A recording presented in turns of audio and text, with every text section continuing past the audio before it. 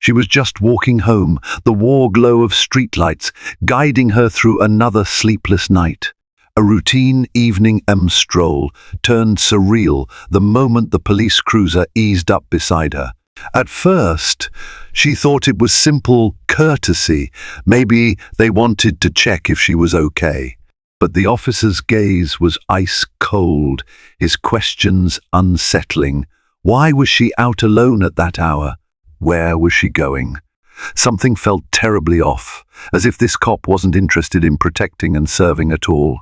Little did she know, that moment under the flickering Atlanta street lamp would change her life forever. The city lights of Atlanta pulsed in a rhythmic dance against the dark backdrop of the sky. It was past midnight, and while most people had retreated to the safety of their homes, Alexis Beaumont was only just leaving work. She'd put in an extra shift at the Starbucks near the intersection of Peachtree Street and 10th. Her feet ached, her eyes felt grainy from exhaustion, and the only thing on her mind was getting home to her small studio apartment a mile and a half away. It wasn't that she couldn't afford a rideshare, she just preferred the solitude of walking. After standing behind a counter all day, conversing with dozens of caffeine-seeking strangers, she craved that moment alone to reflect, calm down, and let the tension melt away from her body. She'd had no clue that this night, of all nights, would be different. In fact, she had gone through her usual ritual, clock out, bid her co-workers good night, adjust the strap of her worn-out backpack, and step outside into the crisp air of a city that rarely slept. The walk home was always dotted with small landmarks she found comforting. The flickering neon sign of an all-night diner, the regal silhouette of the Fox Theatre, the lonely bus stop with the schedule that never seemed accurate. Nothing seemed out of place, at least, not at first.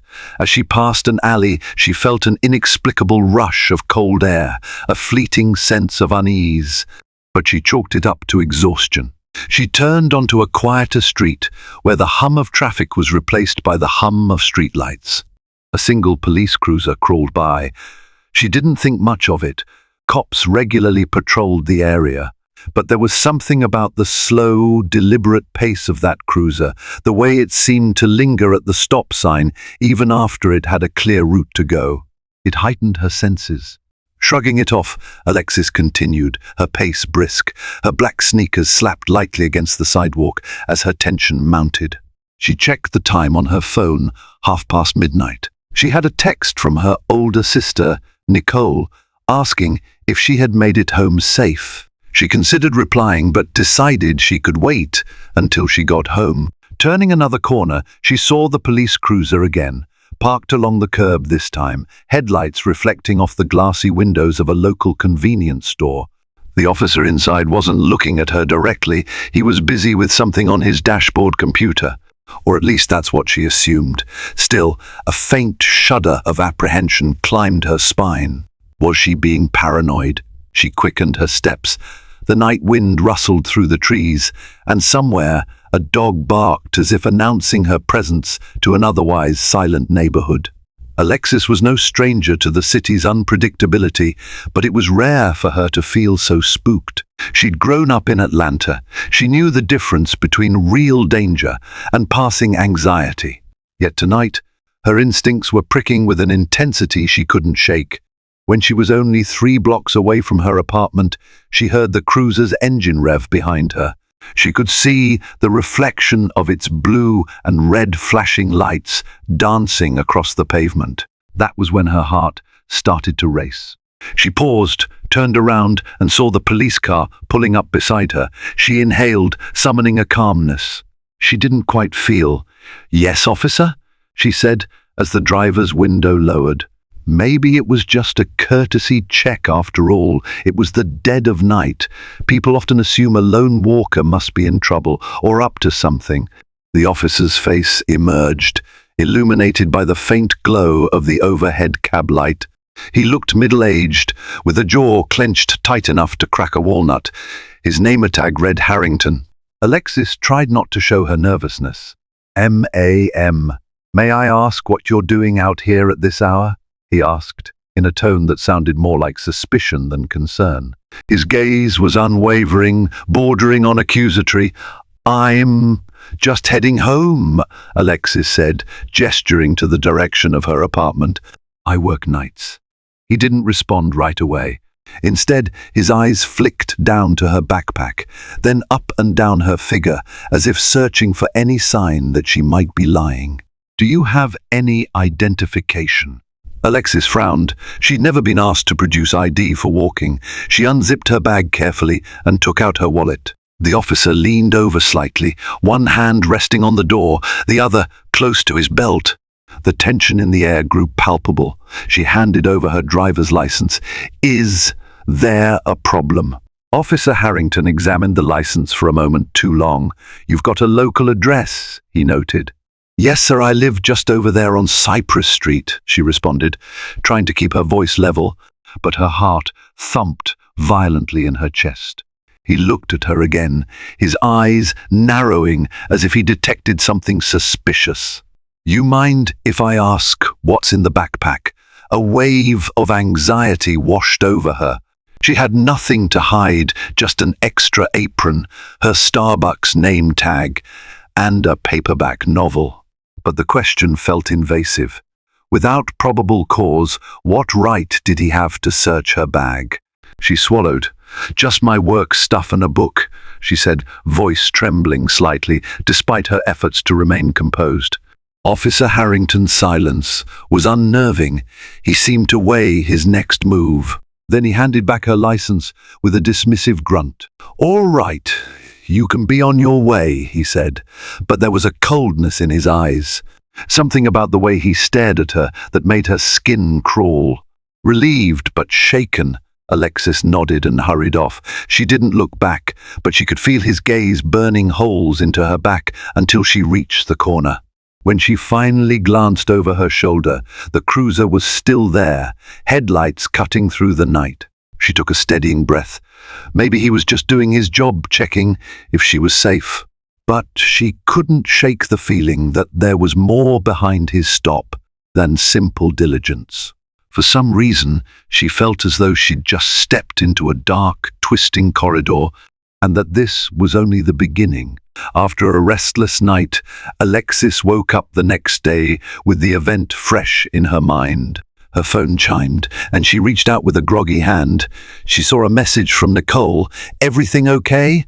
"You didn't text back last night." Alexis sighed. She composed a quick reply. "Yeah, got stopped by a weird cop.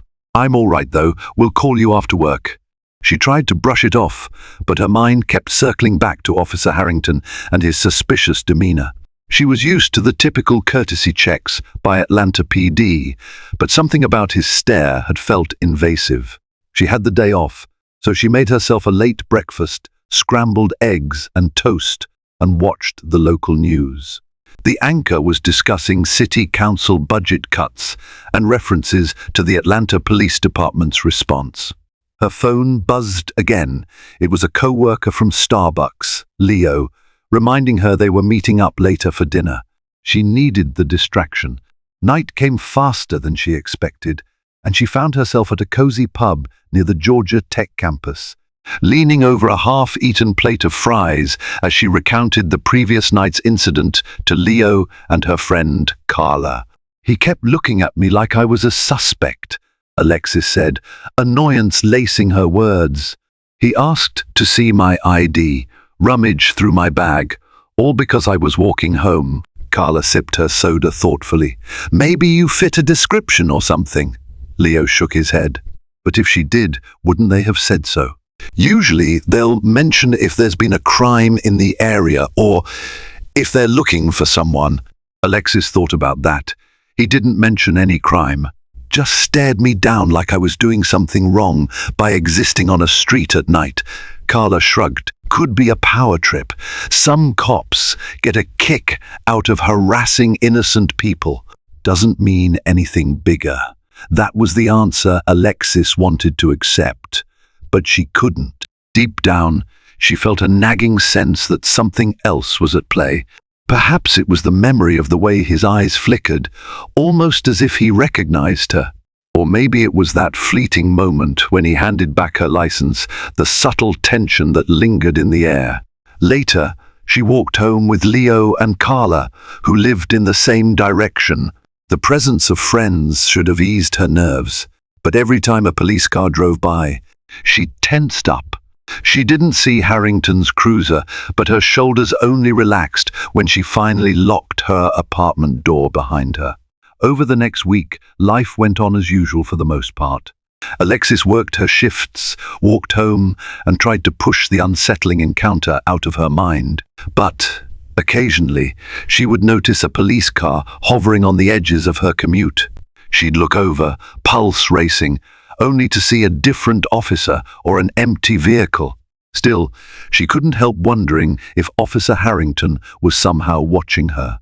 Late Saturday night, after her closing shift, she decided to take a different route home, one that was slightly longer, but typically well lit. She told herself it was a precaution against the rising petty crimes in the neighborhood, but in truth, she hoped to avoid any run-ins with Harrington. The walk felt longer, her footsteps echoing against the concrete. When she finally rounded the last corner to her street, she exhaled in relief. No patrol car, no harassment, just the quiet hum of the night. But as she fished out her keys at the apartment building entrance, she felt that eerie prickling again. Someone was watching. She turned around. No one was there, just empty street and parked cars. Feeling foolish, she let herself in. Maybe Carla was right. Maybe she was just being paranoid. It was a couple of nights later when Alexis saw him again. She had just left the Starbucks, exhausted from an unusually busy shift. Rain drizzled, making the pavement glisten under the streetlights. As she walked, she couldn't help but replay the events of that earlier night. Her grip on the umbrella was tight enough to turn her knuckles white. Halfway home, she spotted it, the same police cruiser, parked near a convenience store. Her heart stammered. She was about to cross the street, maybe slip down a side road, when the cruiser's headlights blinked on. Within seconds, the car was rolling toward her, and Alexis felt her stomach churn. Sure enough, it was Officer Harrington behind the wheel. He stopped beside her, and the rain pattered on the roof of the car. "Ma'am," he said, rolling down the window. His tone was eerily calm. "Officer," she replied, trying to muster a confidence she didn't feel. "Out late again?" he asked, more a statement than a question. "Yes, she began, but he cut her off. "Can I see your ID?" he asked. Her heart sank. "But you checked it the other night," she protested. "He didn't budge." "I need to see it again." Reluctantly, she handed it over. Rainwater trickled down her wrist, and she shivered. Harrington studied the license under the car's interior light.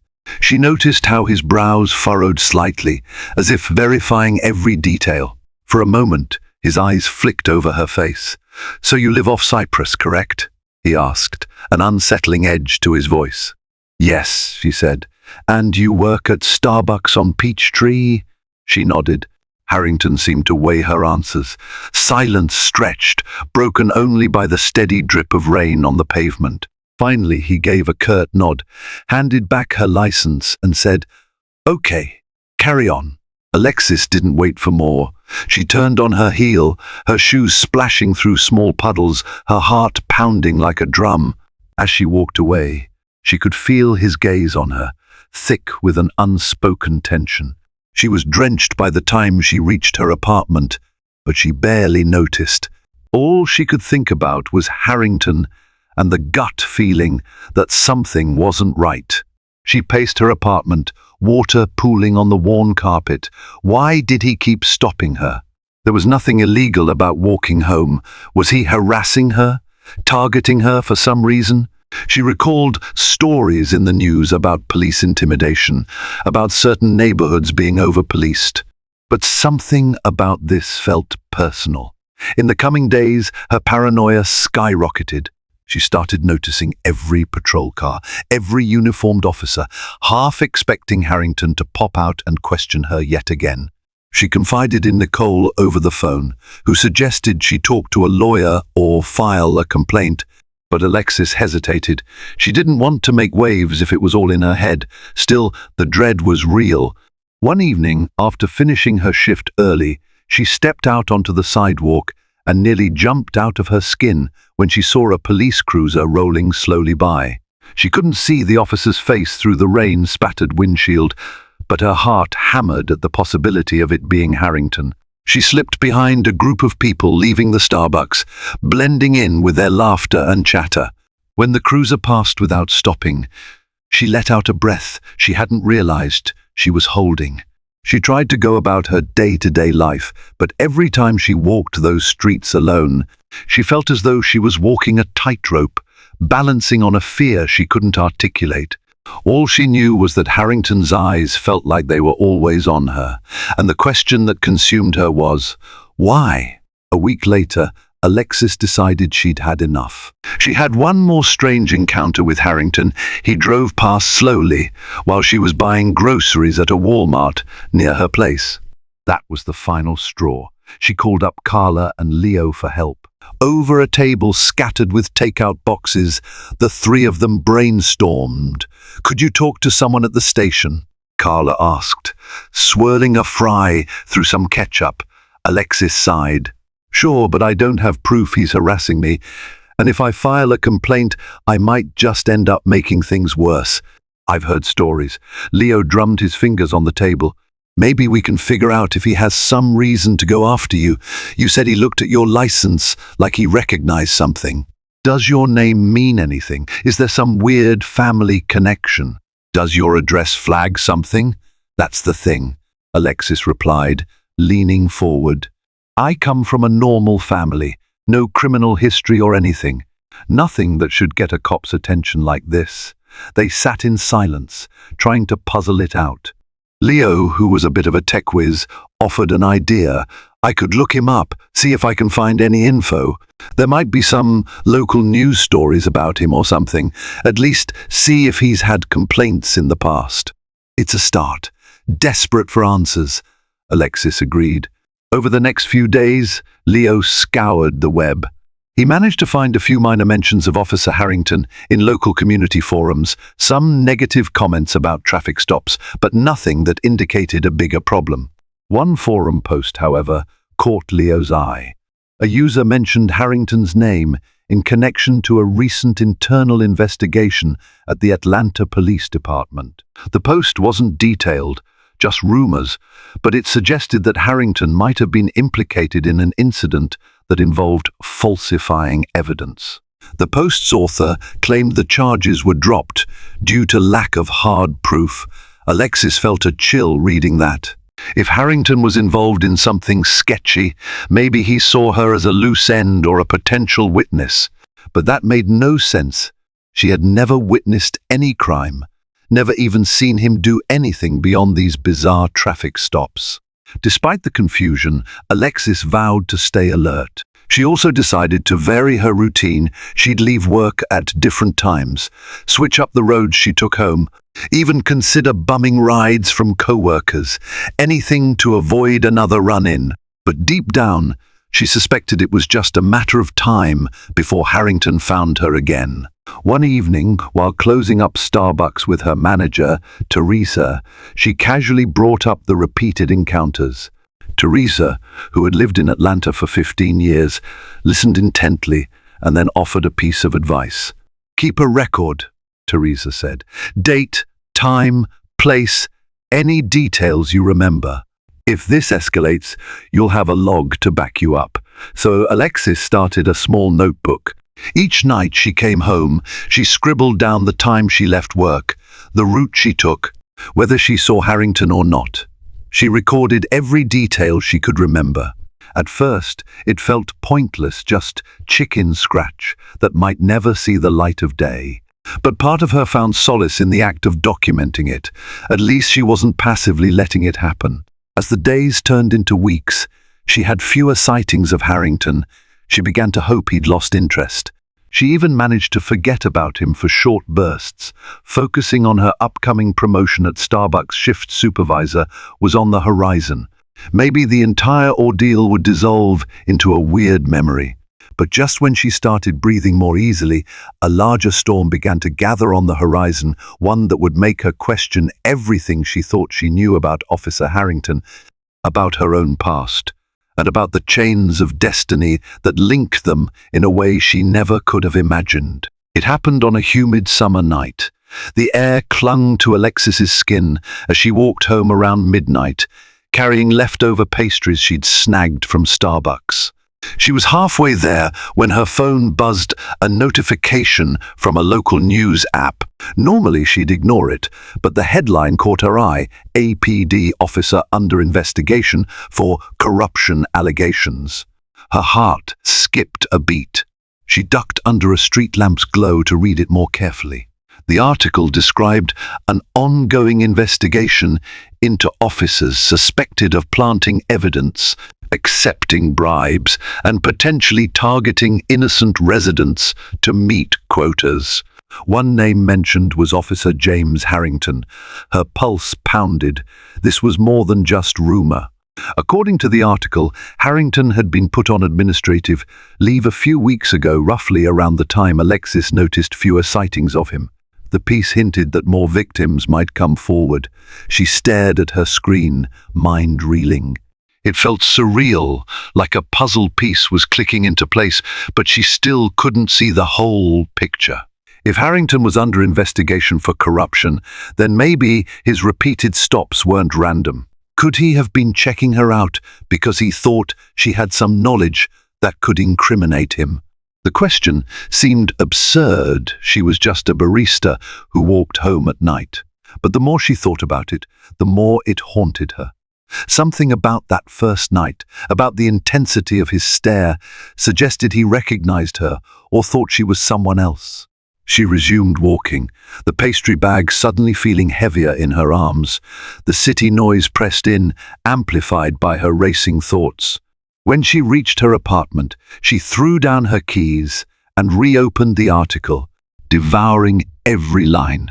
The investigation was spearheaded by the Atlanta Police Department's Internal Affairs Division in conjunction with an external review board. The article quoted a local attorney, Melissa Greenberg, who urged anyone with encounters related to Harrington's misconduct to come forward. Alexis's mind raced. Should I contact this attorney? She had no evidence that Harrington had done anything specifically illegal to her besides harassing her. But her gut told her Harrington's interest in her was no coincidence. She felt an icy dread creep into her stomach. What if Harrington thought she was a witness to something? She hardly slept that night. The next morning, she reached out to Leo, who insisted they go talk to Attorney Greenberg. At least let her know you had multiple encounters, he reasoned. She might have some context that explains why he's targeting you. So that very afternoon, she called the number listed in the news article. To her surprise, she got through quickly to a receptionist who set up a meeting. Miss Greenberg has been inundated, the receptionist said, but she's making time for potential witnesses. 2 days later, Alexis found herself in a modest law office on Ponce de Leon Avenue. The receptionist ushered her into a cramped conference room where a tall, slender woman with short, curly hair greeted her with a firm handshake. "Miss Beaumont, I'm Melissa Greenberg. Please have a seat."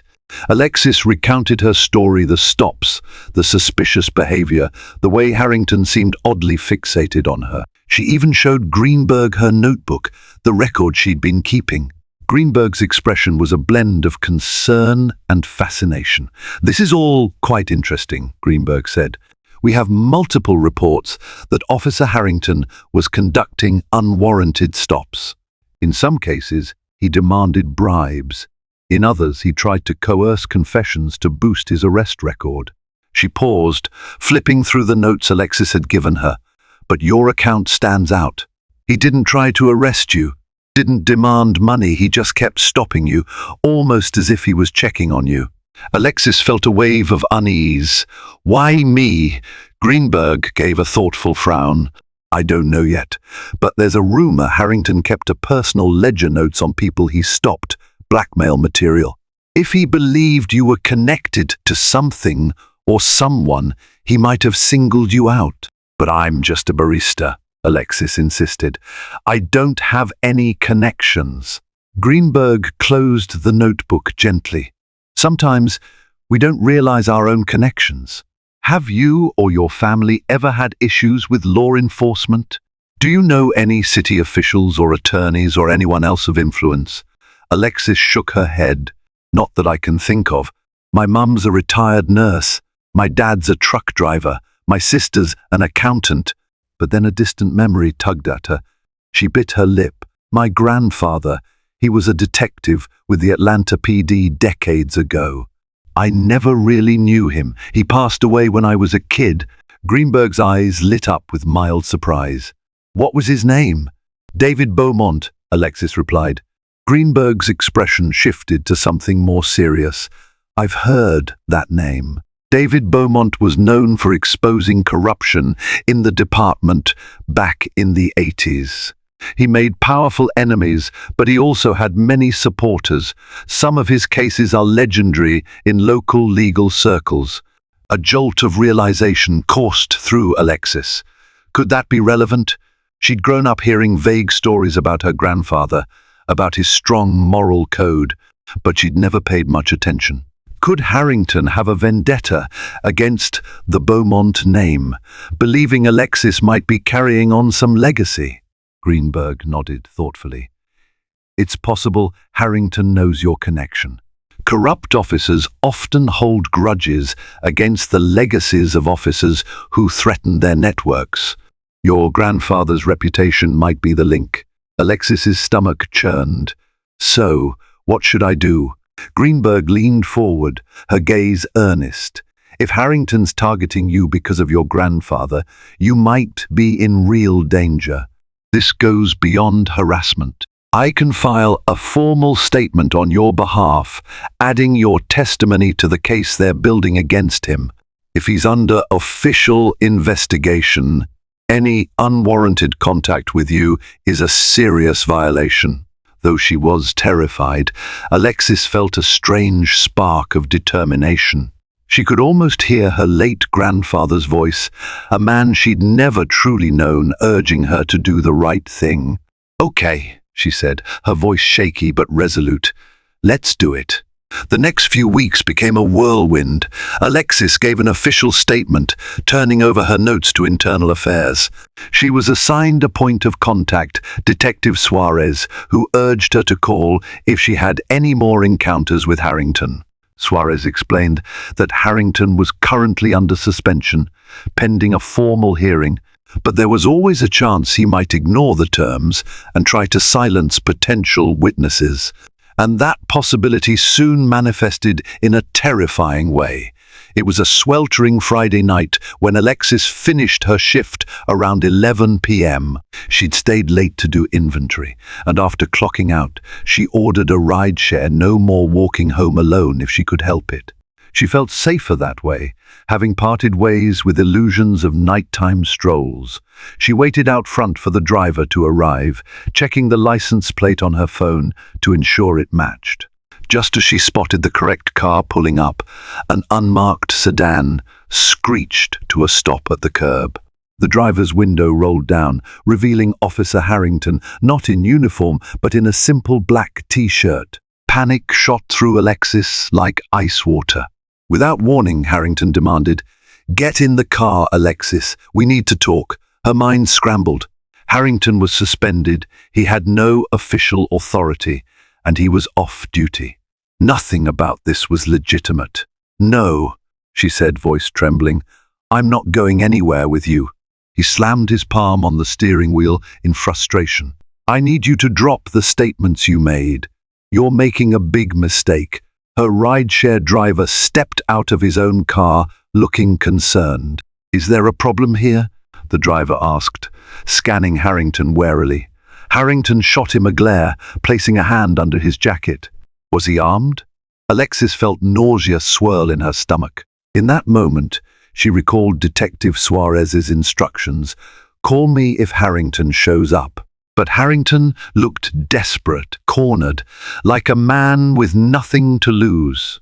Alexis, Harrington spat, you don't know what you're messing with. This isn't just about me, it's bigger than you can imagine. If you don't back off, you'll regret it. Her mind screamed for her to run, but her body was frozen. The rideshare driver bravely stepped between them. Sir, I think it's time for you to leave, he said, brandishing his phone as though ready to call 911. For a heart-stopping moment, Harrington's hand hovered near his waist. Alexis feared he might pull a gun.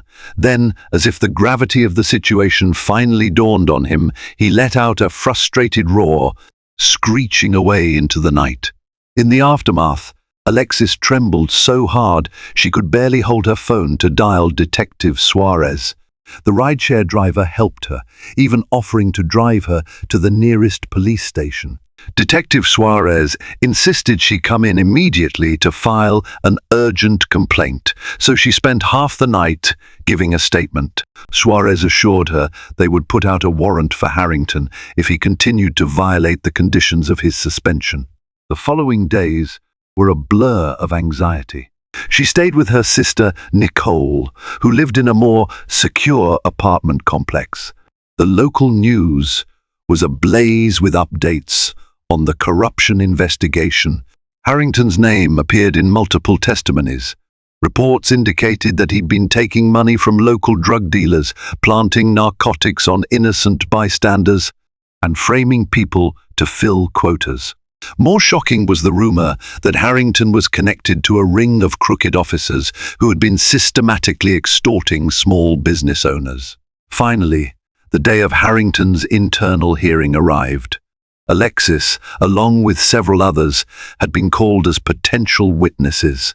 She sat in a sterile waiting room in the Atlanta Police Department headquarters, her nerves shot. Detective Suarez told her they might not need her testimony, depending on how the hearing went, but she stood by, ready to do her part.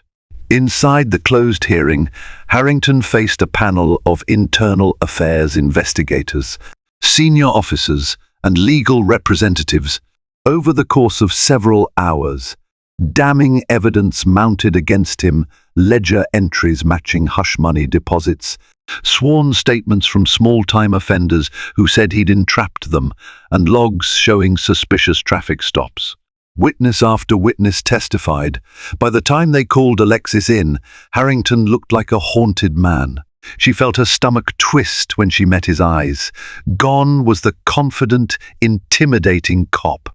In his place was someone who looked beaten down, cornered, and desperate, yet his stare still held a malevolent spark. He knew why Alexis was here, knew that her connection to her late grandfather had somehow compelled her to stand on the right side of justice.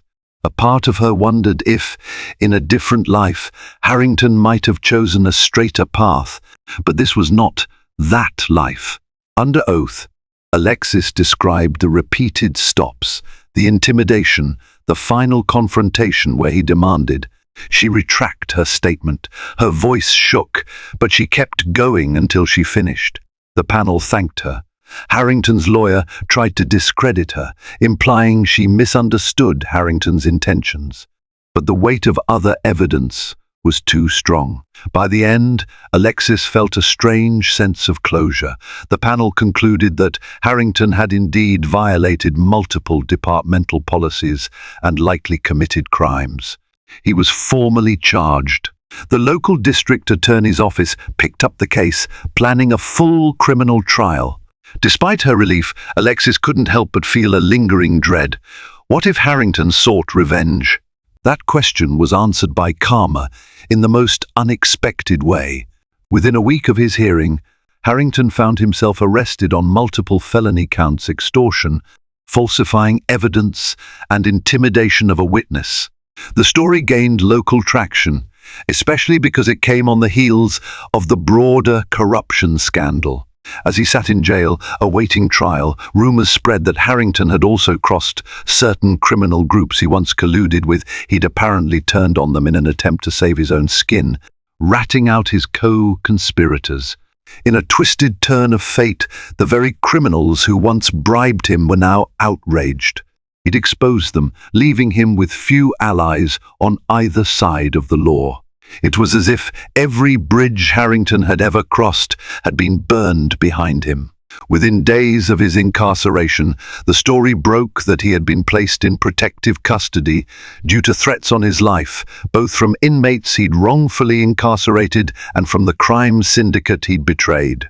The final blow to Harrington's false sense of power came swiftly.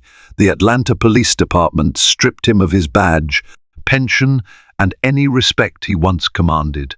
He was no longer an officer, just another prisoner behind bars, living in constant fear for his safety. For Alexis, the sense of karmic justice was overwhelming.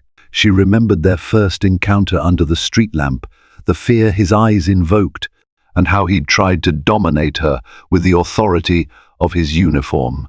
Now, that authority was gone. The uniform was gone. His illusions of power had crumbled, leaving him to face the consequences of his own corruption. After Harrington's arrest, Alexis's life settled into a new rhythm. At first, she remained cautious, looking over her shoulder, worried that associates of Harrington might target her.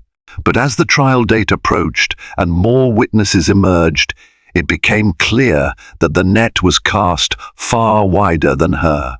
The justice system, flawed as it could sometimes be, was moving with surprising efficiency to hold Harrington accountable. She visited Detective Suarez one last time to finalize her statements for the trial. Suarez assured her she'd done the right thing and that she likely wouldn't have to testify again because the evidence was already overwhelming. Suarez also mentioned that some older colleagues had spoken of her grandfather with respect, how he'd been a pioneer for honest policing back in his day, even if it cost him friendships within the force. Leaving the station, Alexis felt an unfamiliar lightness. She remembered how just weeks ago, the very sight of that building filled her with anxiety. Now, it was a place where justice prevailed. She walked outside under the bright midday sun, realizing she was no longer afraid to be seen in public, no longer haunted by the possibility of a police cruiser following her. She had her life back. She also had a renewed appreciation for the legacy of her grandfather, David Beaumont. She dug into old family albums, read some of his commendations, discovering a man who believed unshakably in the ideals of justice and fairness. In some way, she felt as though her decision to stand up to Harrington honored that legacy. And as the seasons changed, Alexis continued working, eventually getting that promotion to shift supervisor. She and Leo and Carla celebrated with a toast at the same pub near Georgia Tech, where they'd once fretted over Harrington's intentions. Life went on, but it felt richer, layered with the knowledge that sometimes standing up for what's right is the only path forward, even when it's terrifying. Her final brush with Harrington came via a court summons. She was called to provide a witness impact statement at Harrington's sentencing hearing. The prosecuting attorney explained that while the evidence of corruption was airtight, the judge wanted to hear from victims directly. Anxiety pinched at Alexis's heart, but she agreed. She'd come this far, she wouldn't falter now. On the day of sentencing, she stood before the judge in a room filled with reporters, victims, and spectators. Harrington sat at the defendant's table, shackled, looking gaunt and resigned. She spoke of how his intimidation had stolen her sense of safety, how she'd felt targeted and powerless, and how no one, especially someone wearing a badge, had the right to inflict that fear. She ended by saying she hoped this conviction would serve as a deterrent to any other officer considering the same path.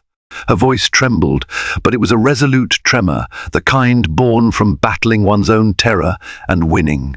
The judge handed down a stiff sentence, multiple years in prison, hefty fines, and a permanent ban from ever serving in law enforcement again. Harrington's expression was unreadable, but Alexis glimpsed the flicker of regret, or perhaps just anger at being caught. She walked out of the courtroom, the echoes of the gavel still ringing in her ears, feeling a surge of relief wash over her. It was over. In the days that followed, local news ran stories about the downfall of a crooked cop, praising the courage of those who spoke out. Alexis received messages of support from acquaintances, from old friends who recognized her name on the broadcast, and even from strangers who had read about her ordeal. It felt surreal, but it also felt right. Eventually, the headlines faded. Life returned to its ordinary cadence of coffee orders, traffic, and the small joys of daily existence. Yet, for Alexis, things would never be exactly the same. She'd faced fear, battled injustice, and discovered a piece of her grandfather's spirit within herself. And though she cherished her new peace, she carried the lesson with her. Even when you're just walking home, you never know what battles you might be called to fight. Thank you for joining me on this intense journey through the hidden corridors of corruption, courage, and ultimate justice. Alexis's story reminds us that we may find ourselves standing up to formidable forces even when we're simply going about our everyday lives. It shows that a seemingly ordinary person can shine the brightest light on wrongdoing, proving that unity and truth can topple the most intimidating walls. If this story resonated with you, or if you believe in the power of standing up against injustice, be sure to hit that like button below. And don't forget to subscribe to the channel to catch more captivating tales that spotlight everyday heroes, unexpected twists, and the kind of karmic justice that restores your faith in what's right. Share this story with friends and family so we can spread a message of hope and courage far and wide. Together, let's keep shining that light.